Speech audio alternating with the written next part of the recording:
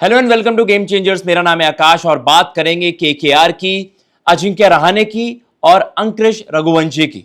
जी हां, जबरदस्त बैटिंग करी इन दोनों ने जब एसआरएच के अगेंस्ट केकेआर की एक धमाकेदार जीत हुई। लेकिन आकाश चोपड़ा साहब ने सोशल मीडिया प्लेटफॉर्म एक्स पर एक ट्वीट किया जिसको लेकर भाई केकेआर के जो फैंस हैं, इवन आप कह सकते हैं कि न्यूट्रल फैंस ने भी अपने पर्सपेक्टिव दिए कि कहीं ये कंट्रोवर्शियल बयान तो नहीं उनकी तरफ से। ओवरऑल हम देखते हैं कि रहाणे ने एक जबरदस्त लीडरशिप रोल वहां पर निभाया, प्लस उसके साथ साथ बैटिंग से भी जिस तरीके से हमने देखा अर्ली ऑन विकेटें गिर गई और स्पेशली मुंबई की हार के बाद बहुत ज्यादा स्क्रूटिनी हुई थी केकेआर बैटिंग लाइनअप की। उसके बावजूद केकेआर ने एक बड़ा जबरदस्त बैटिंग डिस्प्ले वहां पर दिखाया, लेकिन एक अनपॉपुलर ओपिनियन कर आप कह सकते हो वहां पर जो स्टेटमेंट भी आई उनकी तरफ से। अब मैं आपको एग्जैक्टली कोट करके बता देता हूं क्या कुछ उन्होंने ट्वीट में मेंशन किया। अनपॉपुलर ओपिनियन ये आकाश चोपड़ा ने अपने ट्वीट पर लिखा,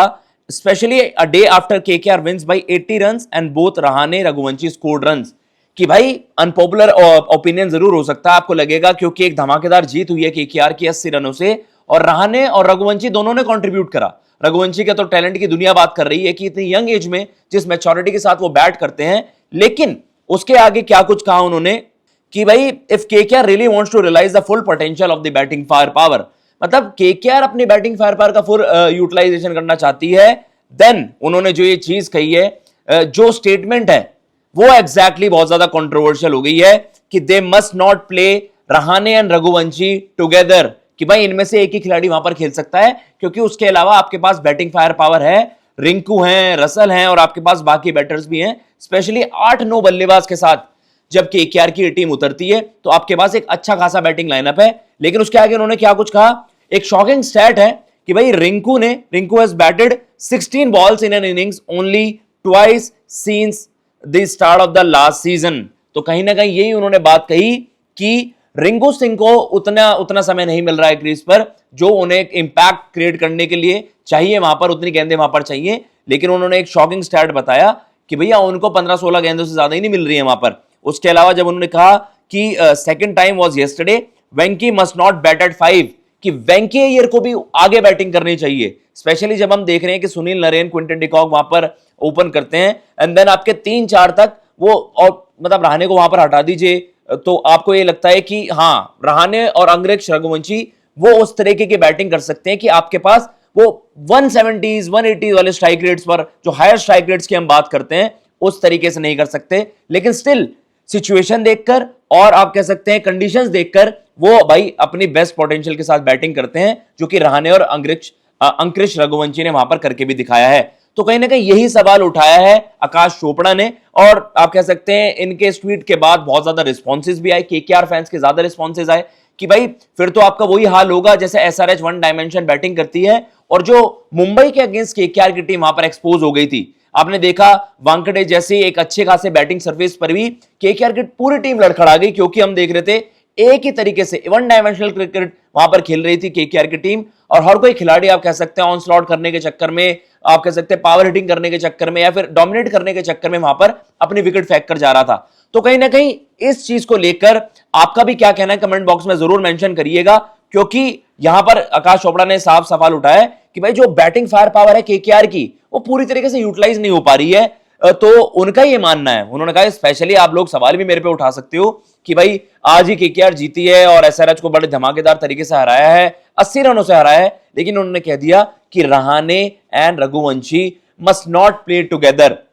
अब इसका एक और आप कैसे उपाय निकाल सकते हैं अगर ये दोनों खेले भी। भाई देखो आपका मिडिल ऑर्डर जो है बैलेंस तो लगता है, चलिए स्ट्राइक रेट के मसले हो सकते हैं या फिर आप कह सकते हैं कि हाँ रिंकू और वेंकी ने जो किया वो हर दिन भी नहीं होगा, ये भी आकाश चोपड़ा ने मेंशन वहां पर करा कि चलिए ठीक है आखिरी के 5 ओवर में वहां पर 81 रन आ गए, लेकिन वो हर दिन नहीं होगा।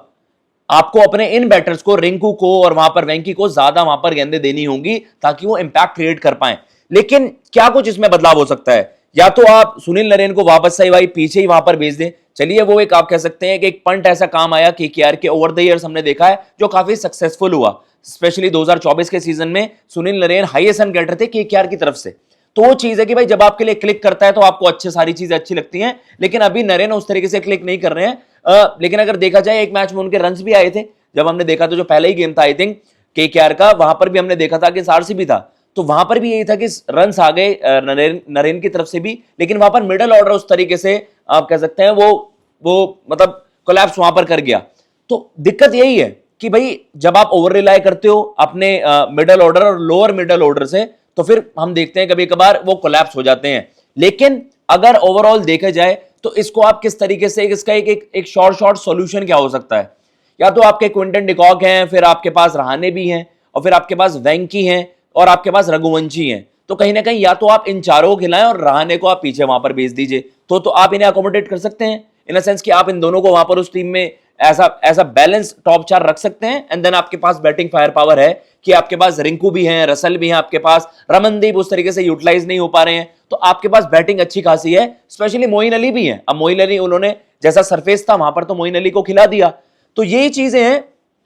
जो कि एक अच्छी खासी डिबेट यहां पर हो सकती है, डिबेटेबल है, और आप इसमें कह सकते हैं किसी का परसेप्शन अलग हो सकता है किसी सिचुएशन को लेकर। लेकिन आकाश चोपड़ा का मानना अब यही है कि उन्होंने जो ये स्टेटमेंट दी है, उन्होंने कहा है कि भाई ये शायद केकेआर के हित में ही काम करे। बट क्या ऐसा होता हुआ नजर आएगा? स्पेशली जब हम देख रहे हैं रघुवंशी को आप ड्रॉप नहीं कर सकते, क्योंकि भाई उनकी तरफ से क्रूशल रन्स आए हैं। वो आपको लगता है कि हाँ उस खिलाड़ी में वो पोटेंशियल है, और अभी यार अर्ली ऑन उनका करियर है, इतनी यंग एज में इस मैच्योरिटी के साथ बैटिंग कर रहे हैं, बड़ी क्रूशल 50 उन्होंने लगाई। स्पेशली कंडीशंस थोड़ा सा हम कह सकते हैं वहां पर भाई गेम फंस सकता था अगर वहां पर और विकेटें गिर जाती, और ज्यादा स्क्रूटिनी होती केकेआर की, जो हमने मुंबई वाले गेम में देखा था। तो ये चीज, और रहाणे की लीडरशिप की आप दुनिया तारीफ कर रही है कि भाई पैट कमिंस को उन्होंने साइलेंस करा दिया, सब उनकी कैप्टनसी की वाहवाही कर रहे हैं कि बहुत ही जबरदस्त वहां पर उनकी तरफ से मूव्स थे, बॉलिंग चेंजेस आप देख लीजिए। तो रहाणे तो आपके लीडर है भाई। तो इस चीज को कैसे आप देख रहे हैं जो आकाश चोपड़ा ने वहां पर स्टेटमेंट दी है?